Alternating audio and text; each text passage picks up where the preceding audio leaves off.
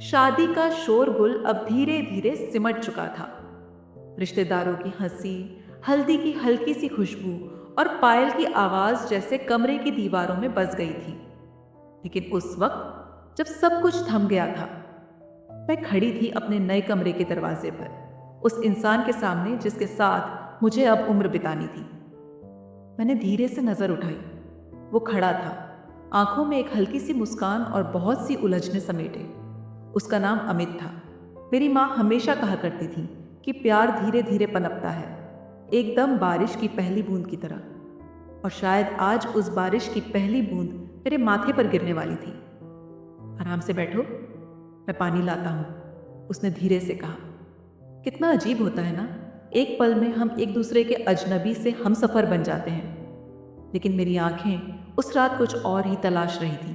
भरोसा, अपनापन और शायद एक छोटा सा स्पर्श जो बिना कहे कह दे कि अब मैं अकेली नहीं हूं। मैं चुपचाप पलंग पर बैठ गई। वो पास आया और बिना कुछ कहे मेरे बालों में उलझे पिनों को खोलने लगा। ये भारी तो नहीं लग रहे, उसका स्वर फुसफुसाहट जैसा था। मैंने सिर हिला दिया।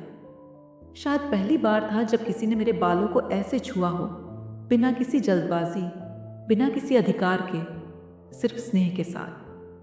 वो धीरे धीरे पास आकर मेरे बगल में बैठ गया। कुछ देर तक कोई नहीं बोला। फिर उसने मेरी ओर देखा, जैसे कह रहा हो, तुम कुछ भी कह सकती हो, मैं सुनूंगा। मैंने अपना चेहरा उसकी ओर घुमाया और पूछा, तुम डर नहीं रहे? वो मुस्कुरा पड़ा। डर तो लग रहा है, तुम्हें खो देने का। मुझे नहीं पता वो पल कब कैसे मेरे दिल को छू गया। शायद पहली बार किसी ने मुझे मेरा होने का एहसास कराया था। फिर उसने धीरे से मेरा हाथ थामा। मेरी हथेली की गर्माहट जैसे उसके स्पर्श में उतर आई। उसने कोई जल्दबाजी नहीं की, कोई दावा नहीं किया, सिर्फ मेरी आंखों में देखा, जैसे बरसों से जानता हो मुझे।